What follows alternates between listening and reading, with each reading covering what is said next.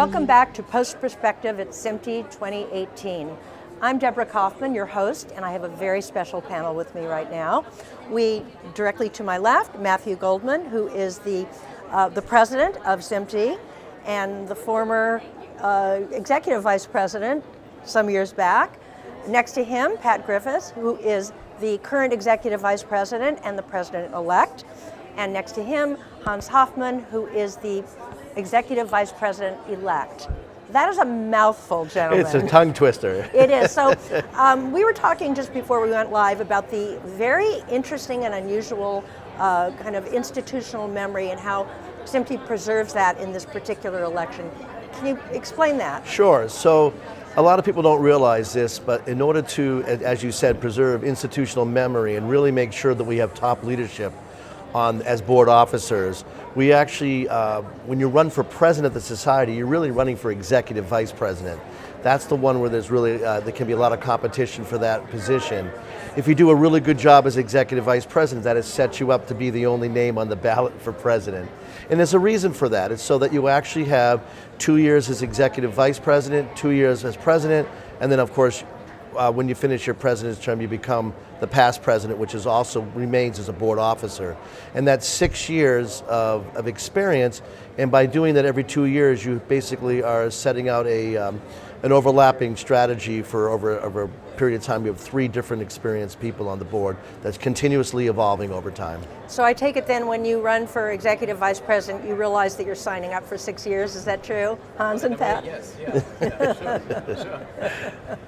So I'm curious, are there times when you do call upon the past president to help out? Tell me how that works. Well, I certainly have. So, and I have to tell you, it's really great because a lot of our past presidents are continue to be active in the society, and when you call them up to ask for help, they're right there and still willing and able to serve. And I have done that for some committee work, and also we recently had the centennial, as you know, just a few years ago, and we had a past president actually do a lot of the planning. And who was that past president? That was Charlie Jablonski for that. Oh, great, great. He was president 15, 20 years ago, so it was a long time, yeah. And Pat, you nodded your head when I asked about calling on past presidents. It sounds like you've had some experience. I have, and I will be calling on this one. And apparently I've been committed. past presidents, Wendy Ellsworth was one of our first presidents, Ken Fuller, Bob Seidel. So indeed, having that collective there to help make decisions, even about people and the industry views on trends, is very helpful. So, and I take it in your new role, do you feel prepared for this kind of structure of SMPTE and how it works? Well, I have some history in the SMPTE, so I know my colleagues, but of course we are changing all the time. SMPTE is quite flexible, and we need to have not only flexibility but also diversity. It is a very broad membership. If you look in the individual members, if you look into the institutional memberships, and the media industry itself is changing quite fast. So yes, we are now in a way the gang which is trying to lead it, and call it a gang, but we need to get fresh blood in, and this is very important that we have actually reflecting the dynamics of the industry also in the leadership, in the board of governors and so forth in SMPTE. Yeah.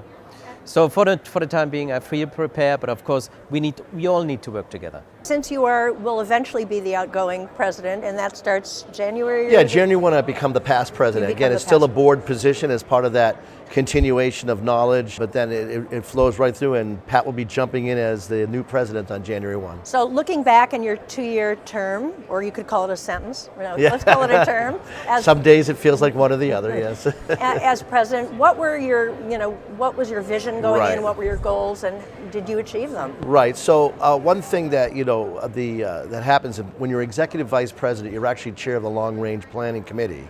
So that's when you start looking at where the future of society was going to be. And as executive vice president, even though we're doing these strategic planning days, it dawned on me as we were doing that we really didn't have a formal, really well vetted out strategic business plan. So when I started as president, one of my, you do literally hundreds of different things you're responsible for. But I wanted to have 2 or 3 major objectives for my 2-year presidency.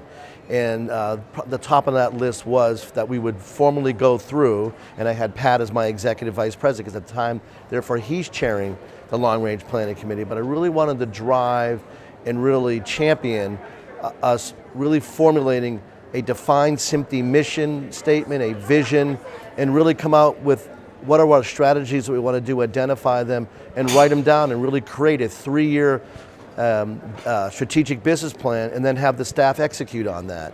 And I'm very pleased to say that it was a lot of work, and Pat will comment on that later, I'm sure. But it basically, culminating 2 years of work, we had published a proposal to the board last Sunday for our strategic business plan, and it was approved unanimously. So the society now has a 3-year business plan that actually drive our future. And I understand it's the top-down, bottom-up is what you're calling it? We did, yeah, it's top-down. We did it both ways. So we did top-down to say what the plan was for strategy, and then we actually asked staff and our volunteers. We have both staff, as you know, that the society pays, but we have a lot of volunteers, and we got their opinion bottom-up. So we filled it up our bottom luck to fill in those strategies. Ownership is shared. I mean, everybody feels like they own it. So even though it was the board that approved it, all the staff had already seen it and accepted it. All the volunteers have done it as well. It's really, we're all in on. Well, I do want to talk about the strategy, but before we get there, are there other things that you accomplished during your Yes. 2-year term that you want to mention? The other thing was it's becoming very evident in the professional media industry, which is where we address. You know, we obviously do motion pictures and television, but it's really anything for the society that's professional media related. And it's become very obvious with the forwarding of advanced technologies that a lot of stuff that used to be done by iron and metal and in hardware now is starting to shift towards things being software defined and virtualized, and therefore the models change as well. It used to take you 2 or 3 years to design a product and you worked on it and it was fixed, right? Now there's always this agile development where you do things in sprints that might be over a month or a few months, and you reiterate and you keep reiterating that. And what we have in our documentation is, which is very, very important, a key part of our society, are due process standards that set the tone for interoperability so that you can foster the industry together. But the way those are designed is a little bit different for long-term stability. What if you really wanted to address the rapid change DevOps type of environment, and we realized we were missing something that would allow us to work on something, get it sort of settled, but then get it out to the public to review and have everybody participate on it, but still have the structure that SMPTE provides to make sure that it's well known and revision control. So I set out as my second major strategy was to come up with something which we jokingly called Fred for the first year because no one could agree on what to call it. And, you know, it's a bunch of engineers. You know what happens. You put 2 engineers in the room, you have 3 opinions, right? The same thing happened. We were arguing about the name of it as opposed to the work. So we called it Fred for a while until we came through, and I'm very pleased to say that we actually have the new process approved. It's called SMPTE Technical Specifications, the abbreviation being TSP, and we actually have our first one that we published through that process in partnership with the Digital Production Partnership Group out of the UK for doing the interoperable mastering format, but profiles for television on that. So it's really that's big. It's huge. It's that very, very big. But the process itself was genericized, and we're looking forward to doing more of these technical specifications where you work on it for a while, it's still organized and done through well planning, but you get it right out to the public through some type of a database repository such as like a GitHub, and people in the industry can look at it without any hindrance. It's fully accessible and transparent. So it speeds up the process, it's more open source. Well, it speeds up the iteration process. I think the jury's out which one in the long run. There are purposes for doing standards. We also do recommended practices and engineering guidelines. Right. Everything has its place. So there's still a very important place for due process standards. So it's not necessarily that the end point of getting something settled is faster, it's the public iteration of the document to be able to use it, try it out, get it in interoperability in the field as opposed to waiting for a document to be published. That's the bottom-up part of the That's strategy, the bottom-up right? part. Yeah, and So, I would Pat. just add to Matthew's point, one of the excellent parts of this strategy is that people can come in and say, I really want a specification, go through this process, and it gets them halfway there if they decide actually a standard would be more relevant. So we think this will help us be reactive to the market and actually have some competitive advantage to other organizations. So you are facing, in a few months, taking on the mantle of president. Yes. Looking forward, tell us a little bit about what your goals are, what your vision is for the next couple Sure, of years. and I have big shoes to fill. Yes. Matthew, a very strong pusher, and in fact, one of the things is the strategic business plan, which we all agreed is something we needed to do, and I, like Matthew, would join over the years those strategic planning days. We talk, a lot of great ideas, and then they just seem to fizzle out, and this time we were bound and determined that we were going to make it work. So it's been a journey of 2 years. Sometimes it was 2 steps forward, 2 steps back, but we recognize, as Hans saying, times are changing, and we need to change to stay relevant with the times. So the plan we had, it goes back, we did all the fluffy stuff that people say, like what's your vision, what's your mission, and it's really important, once you understand those, that then informs strategy. And then, from strategy you set goals, and from the goals you set objectives. And for the first time in our history, from the top down, with the board approval, we had all of those lined up.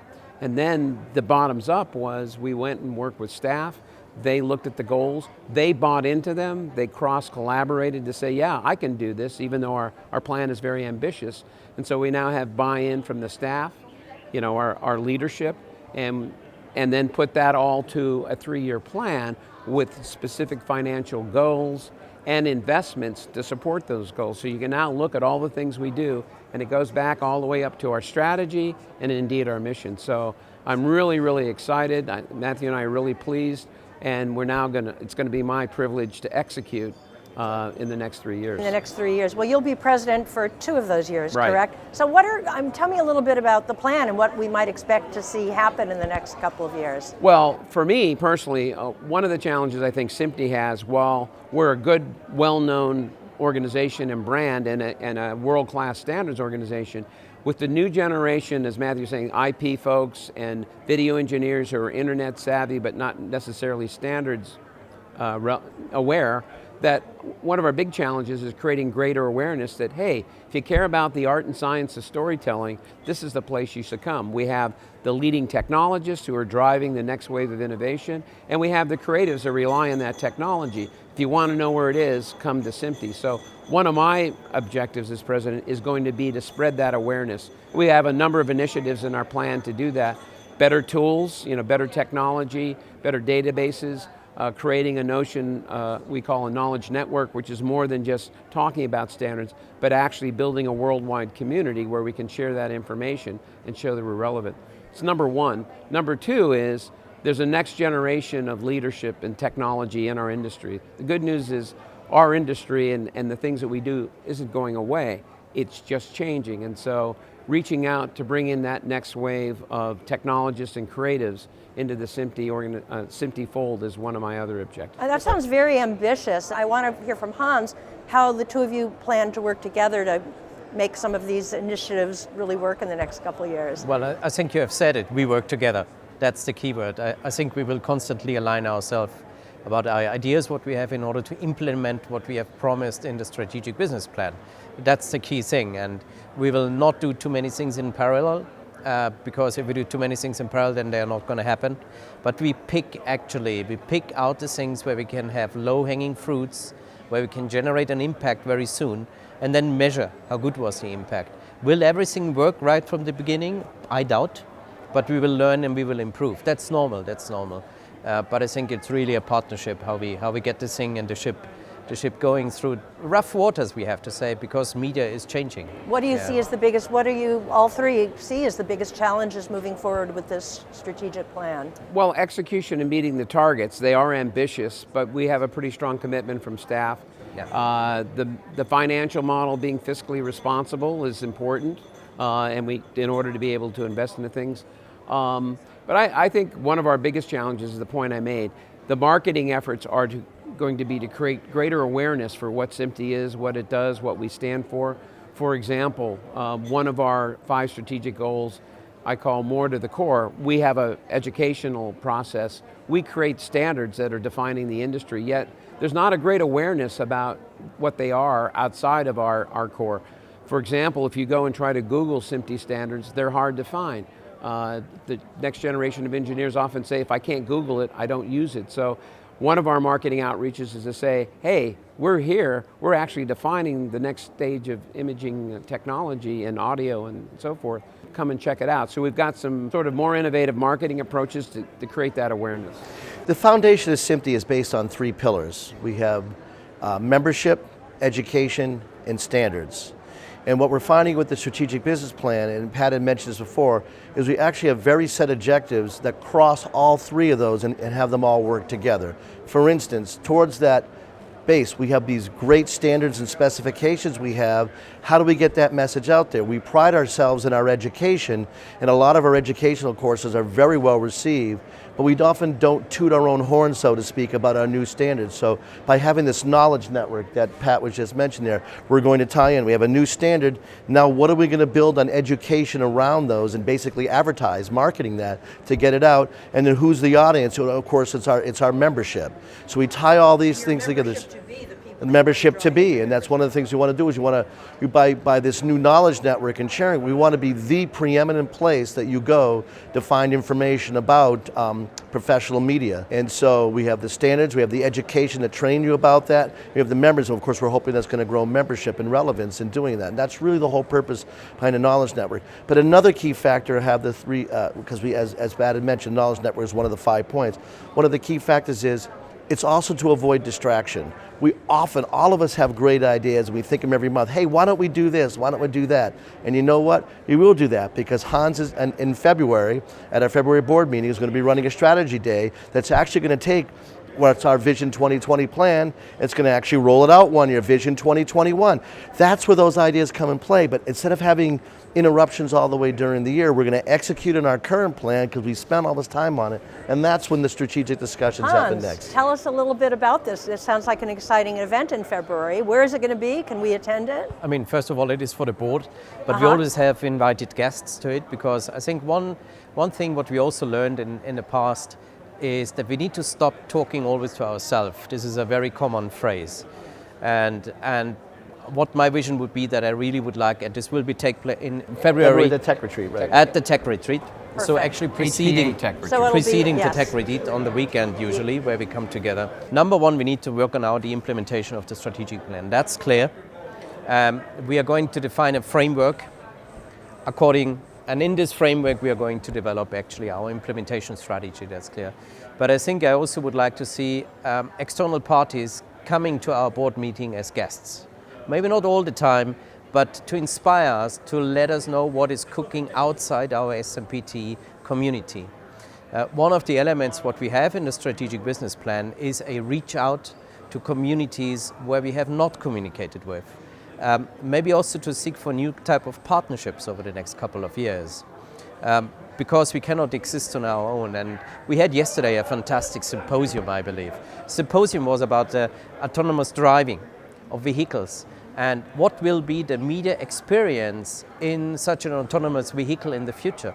So redefine media. I think we need to be part of this conversation in a way, and that is one of the examples where I believe where we need to change and where we need also to open ourselves a little bit more, where we need to provide perhaps industry platforms for conversation. And then out of this conversation, make SMPTE stronger and also generate standards if needed in such an environment. So I believe this is my plan. And then we will see how it goes. And I wanted to comment, one of our guiding principles, which our board agreed in February, is that we are a global organization and we should act as such. And one of the examples of that is Hans is from Europe and brings that European perspective, which helps complement our strategy going forward and helping in that outreach. And he's also very active in reaching out to a lot of organizations already in his day job, so he brings that expertise to SMPTE. I think we've covered the landscape, but so 2 years from now, when Hans most likely becomes president-elect, what is SMPTE going to look like then? Well, we will just swap here. I go off into the sunset in 2 years. He's not escaping, but he'll be advising. But the answer, I guess that's the question to me, in 2 years, what would I like to say we've accomplished? For me, I would like to see that we have a number of sections worldwide. Those sections have local universities. We have student chapters. I would like to see more of those and a stronger correlation and coordination between the two. I'd like to actually see us implement virtual sections so that if you have an interest area, SMPTE is, the sun never sets on SMPTE. Anywhere in the world you can reach and contact other members, because networking is a key part of what we bring. We have the greatest creatives in the world, the greatest technologists in the world, and if you're aspiring to get in this industry, this is the place to be. So I hope that becomes even greater, leads to more membership, and we have a lot. We've changed the demographic of our membership to bring in some of those aspiring young technologists and creatives. Wonderful. Well, that's a great place to end. Really a pleasure speaking with you all, and I think SMPTE is in good hands. Thank you very much. Right. Thank you.